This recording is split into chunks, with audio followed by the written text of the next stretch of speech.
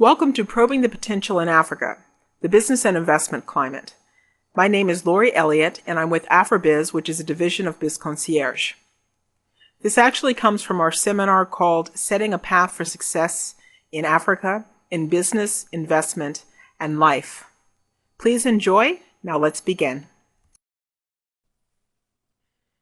Many of the African investment promotion agencies have websites that provide much of what you need to understand about the business and investment climate. When you're interacting with them, you want to pose questions that are going to help you understand, both from a breadth perspective and a depth perspective, what the business and investment climate like is in the country. Let me just say one thing, that when we talk about government agencies, they are not in the business to do business. Business is in the business to do business. However, they can help create an enabling environment.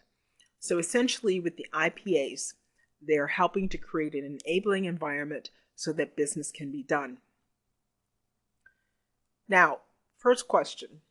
What protection, rights, incentives, penalties, and responsibilities apply to foreign investors and/or businesses? And most of us who are in the West often don't think of this until we're actually in the situation. But we're very used to having structures and things in place, and we're used to things being done a certain way in our own country. It's very important to understand that before we get into business, what are the things that we have to deal with, whether they be very positive things or whether there be constraints. The next question is, what are the priority sectors for the country? When I talk about sectors, I mean things like telecommunications, mining, organic food, manufacturing, whatever else. Because essentially what happens is wherever a country figures their priorities are, they end up putting more resources into it. So that means that it actually helps you with your business if you focus on one of the priority sectors. In essence, they tend to, you draw attention to what you're doing because you are focusing on something that's important to them. So in essence, you get mutual benefit. Next question. What is the process, procedures, and costs associated with starting, maintaining, and closing a business in the country? And I think for most of us, we understand what that is. In any country, there are costs, there's procedures, there's time that's involved. The IPAs can help you with that information. Also, I'll mention a site a little bit later that gives you some of that information, but again, it's from an external perspective instead of an in-country perspective. Where are the leading governmental and economic hubs located in the country? This is one of my personal favorites. It is much easier to do business in a place that is central. So when you are initially going to a country, you can choose to go anywhere you please. But in general, it can often be easier for you to get things done administratively if you're located in a central location like in the capital city or the economic hub. And also in addition to that, you tend to have more resources and access to things that you're used to in high density places. What major projects are occurring or planned in the country? Again, this is very similar to the concept of having the priority sectors. What things are already going on? If you can tap into those projects that are already going on at some level, again, it helps you and gets you started faster than if you're starting from ground zero. For example, I spent several years, and for me, there was a lot of purpose behind it. I spent 2 or 3 years trying to focus on an area that was very important, and I knew it would make a significant difference in the country, and also was a for-profit business. But it took me a long time to sell it to people, and it's only now that they're actually grabbing a hold of it because the time has come for the idea. So now it's easy to talk to people about it, but it took me 2 or 3 years to convince them that it was the way to go. So what I'm saying is, in my case, I would still have done it because that's really where my focus was, and that's how it needed to work. But in other cases, in many cases, people can pick up on projects and things that are already going and tap into that to give their own businesses a leap forward. Next question. What type of insurance assurance can foreign businesses and investors get? When people do business in Africa, even people who are in Africa don't realize that there's actually insurance available. Now, that will vary from country to country. And when you go to the IPA, you can always ask them what insurance agencies are available. There are international companies like Lloyd's of London and others that provide insurance of different types related to trade. There's Euler Hermes. There are a lot of different insurance agencies internationally that actually do provide insurance at all levels in countries that even have risk. Now, obviously, the question is how much does it cost? So that's another issue. But one of the things I also wanted to point out about projects that the country has invested in is that, and this is typically obviously maybe for larger investors, but they do have insurance that they've gotten from organizations associated with the International Monetary Fund or the World Bank, where they actually insure people against the political risk and the business risk of major projects in a country. So for example, with a lot of the infrastructure projects that are going on in different countries on the continent, when people invest, their investment is actually protected at a very strong level because of the importance of that infrastructure project to the development of the country. So insurance, depending on the project, you'll find that it's there. In other cases, you'll find that it's not there. But again, it depends upon the country, but you will find that there's probably more insurance available than you think. Next question.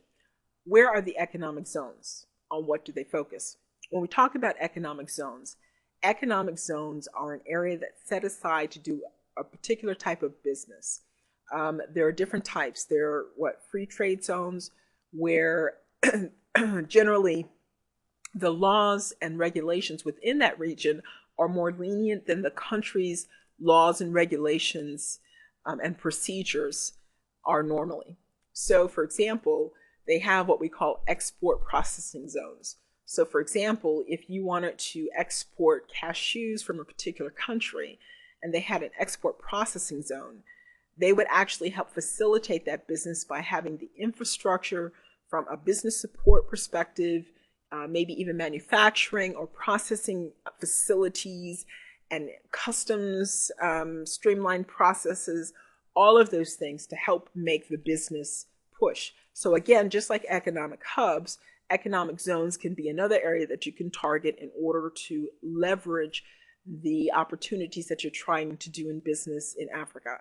In some of these areas also, the government and others who are putting together the zones, they're actually looking for investors. So again, because these are major projects, oftentimes they've already done research, they've done the feasibility, they've done all of the upfront cost. And so essentially you're coming in on a project that has been well thought out. So essentially, again, strategically, it can be something that's very good for you. Next thing, what industrial or sectoral clusters exist? And let's get those similar to sectors in a sense, but what clusters are essentially is an aggregation of a group of companies that either do the same type of business, maybe like in technology, they all are into circuit boards, okay, or nanotechnology. So essentially, they're clustered together in a local area, in a small geographic area, again, to leverage the knowledge and resources to push the industry forward. So it's like what we call co-opetition. Everybody, they're competitors, but they actually all work together so that everybody wins, and then they all find their niches. And again, clusters are becoming a very big thing in Africa. There's actually the Pan-African Forum that focuses on developing innovative clusters, because what they found is that Africa has traditionally been behind, but they're trying to catch up. I just spoke with an individual in Uganda, and in that country alone, they are looking at putting together about 30 clusters, getting them going within the next year or two. So if that's one country of 54, And even if we only have 25%, we're looking at a lot of clusters. And again, for you, because they're in a targeted sector, if it aligns with what you're interested in doing, there may be opportunities for investment. Also, if you are trying to bring products from Africa to other parts of the world, it's good for them because you're helping them get market access for their products. And it's good for you because you have both private sector and government support, and they've put structures in place, things that you yourself don't have to put in place. Next question, what are the leading imports and exports? What this generally does is give you a sense of traditionally what the strengths of the country are in terms of their exports. Where have they excelled? What are they doing the most of? In terms of imports for you, it also creates an opportunity to see the types of things that they need, the things that they're importing. Now, of course, that doesn't mean that things won't change in 5 years, won't change in 2 years, but it gives you a good picture of the existing situation. Next question, what are the customs regulations and procedures? Well, we started a project recently, and we were looking at a project, and we were taking it into Nigeria. And essentially, I'm thinking, it's going to be easy and whatever else. And my partner for Nigeria said, oh, we need to look at customs because this type of product, they may consider to be in competition with local assembly plants or manufacturing plants. So they may not let us do this, or it may be very prohibitive. So we went through the process and we found out the way in which we were selling it or bringing it in actually was not in conflict. So we were able to have good information to find out. But customs can be something that can really tie up your products if you're bringing them into the continent to serve the consumer markets. Next, where are the major ports? When I think about ports, again, we think about shipping. And again, it has a lot to do with being able to have your value chain or your supply chain. Whether you're bringing it into the country, out of the country, or even between countries in Africa, for example, distribution channels, ports of call are very important. So essentially what you're trying to do is create a radius between maybe an economic zone, an economic hub, maybe a cluster, maybe a port, maybe, some other channels, so that you can have a very strong value chain that you yourself don't have to build. You use what's already there. And again, where are the existing and proposed major trade corridors? Trade corridors are essentially, typically have been transport corridors. In the United States, for example, anytime you put up an interstate highway, like I-85 or whatever else, as it developed, business naturally developed along those paths because people needed to get from point A to point B, and the interstate connected it. So that meant that anything along those corridors, things automatically developed. You got commercial development, you got residential development, which led to retail. So essentially, we're looking at the same concept.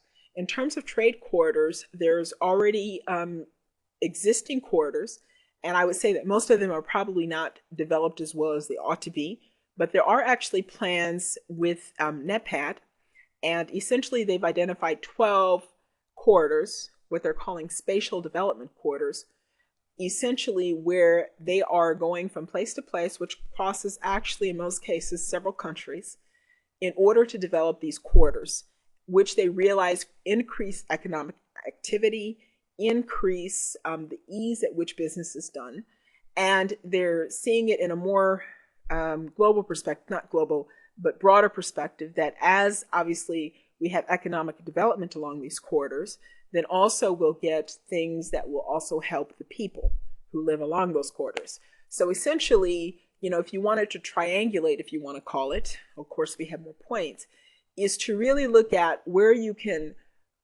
when you first come in, really look at how you can connect an economic hub to a trade corridor, to a port, to an economic zone, or a cluster. And when you have that, then you have a lot of leverage because you're not only leveraging one thing, you're leveraging many things. So essentially, think about these things. You don't have to do it this way, but obviously it's a way, when I look at things, I look at what do I have that I can use already? I have my vision, I know where I want to go, but what can I use that exists to help me get there? And that's where, when I talk about, there are innumerable paths, there are innumerable ways to do things. I don't know how many times, dozens of times, I've had to rework specific plans so that I could get to the next step, get to the next level. So now let's look at our next question. What are the consumer markets like? Now, most of the time when we think of Africa, many people look at Africa and they think of extracting, taking stuff out of Africa. But if you've listened to any of my radio programs or read some of the articles, is that there's actually a huge consumer market. Dr. Mahajan from the University of Texas, he wrote a book called Africa Rising, and essentially talks about there's 900 million in 2010. There'll be a market for 1 billion in Africa. Now, the characteristics of this market are different than what we're used to in the United States or in the majority of the West, but it's still a huge market that actually has cash. Even in this global economic crisis, they operate differently. They may not have as much cash, maybe don't buy the same things that we buy, but essentially there's still a huge market. So essentially what you want to do is you want to get a picture for what is the consumer market like in Africa. Can I take things, have them customized, adapt it, work with someone locally in order to deliver things that the consumer markets in Africa demand? There's not enough supply, but there's a high demand for many things. Now, also, what support does the IPA provide for the development and or expansion of new and existing SMMEs or new industries? Now, some of you may ask, well, why am I asking that question? The key thing is that one of the key objectives of all of the countries is to increase their economic development, economic activity, to help people get out of poverty, to make this country stronger, safer, all of those things. And one of the things that they've recognized, particularly in the last 10 years, and some of them have known this for a long time, but some are just learning, is that in order to fuel economic development, you really have to have a strong SMME sector. So what a lot of the countries are trying to do is they actually have special support programs to actually help small businesses in terms of incentives, opportunities. Now, when you talk to the IPA, they actually have specific programs that incorporate foreign investors or people interested in doing business who will work along with SMMEs within the country. So, find out. I mean, it's no guarantee that that's an area that will really help you in your business, but you might find that there's some niches that you can really touch on. There are a lot of things that are actually going on in African countries, and there are actually not enough people to tap into them, meaning not enough people are tapping into the opportunities in such a way that they're successful. So, spend your time. Like I said, you're not going to spend, I don't expect you to spend a year just trying to figure stuff out, but essentially, survey, find out what's going on, and then build that picture that you have and your purpose, build that into a plan. Next question. What are the specific business opportunities that the investment promotion agency is promoting? Well, to me, even if it's a large project, it's very useful to know, for example, that the country is supporting a project to mine a particular mineral in order to help pay for the infrastructure on a trade corridor. Okay? Now, maybe, and again, they've done a lot of research, so that means that they're going to develop this. That means that areas outside of the economic hubs are going to be developed along those trade corridors. Even if the project itself doesn't interest you, you now have another area to consider to do your business in, because essentially, as those projects develop, there will be larger needs for different things. I mean, if you think of a mining community, for example, mines, as they mine, people make money, foreigners come in, They want to look at providing services for those communities, for the people that are coming in, for the locals. So essentially, what you're looking at is not only looking at what exists now, but you're looking at in 5 years, where will the development be in the country? How can I tap into that? If I bring a particular product or service in, for example, I may start in the urban center, but where are they going to develop where there's going to be massive economic growth? Because then you can look at how you can tap into that as well. And it creates more of a long-term plan for you. But the key is to start in Africa and to start being successful. And so, again, leveraging what exists already, even though you have an innovative idea, think innovatively on how you can use what already exists as a strength to benefit your business. The other thing about the business opportunities, that means, again, that they would have done feasibility plans, all of that up front. They would have done a lot of due diligence because it's a government project, and a lot of these government projects may be getting foreign aid, maybe from the International Monetary Fund, maybe from the World Bank, maybe from international banks, maybe from different governments. So a lot of effort's been put into this. So that means that you don't have to be so concerned, not that you shouldn't because there's risk in anything, but you have a lot of information made available to you as a part of the project or interested in the project. And as you look at those documents, you'll start getting ideas. Oh, they're doing this. Oh, I can plug into this. So it's very important to, again, use what's there because there's tons of information. There's more than you'll ever want to look at. I can guarantee you. But you will learn and see where not only are there the opportunities, but where there are ways to facilitate your success. And that's very important. Next question. How can proper due diligence be done on business opportunities in the countries? Outside of those business opportunities that are packaged by the government, and even then, they're not always, they're not without risk.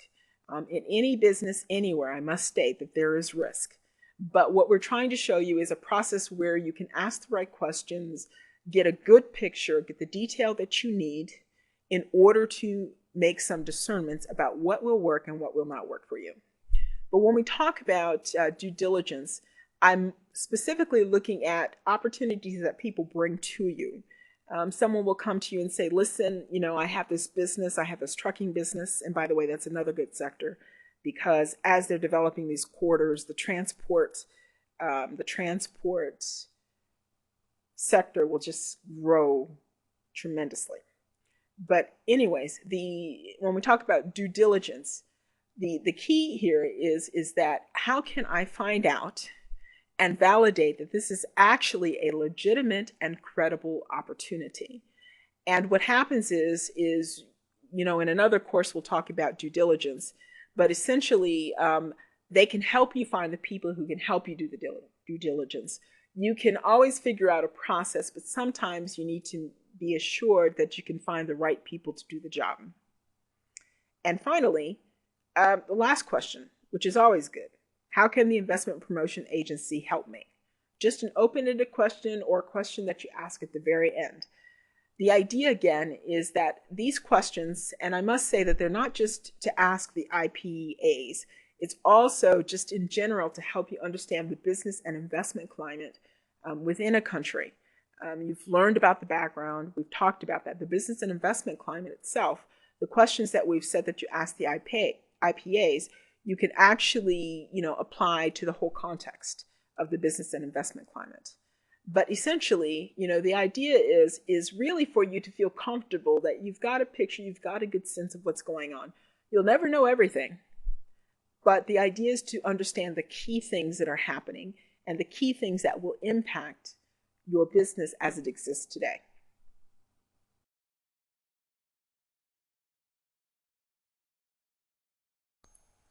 Thank you for taking the time to join us for Probing the Potential in Africa. This is a series that we're going to continue. AfriBiz, we specialize in helping people not only get information about Africa, but navigating business in Africa. So we hope you found the information useful, and we hope to see you join us at another time.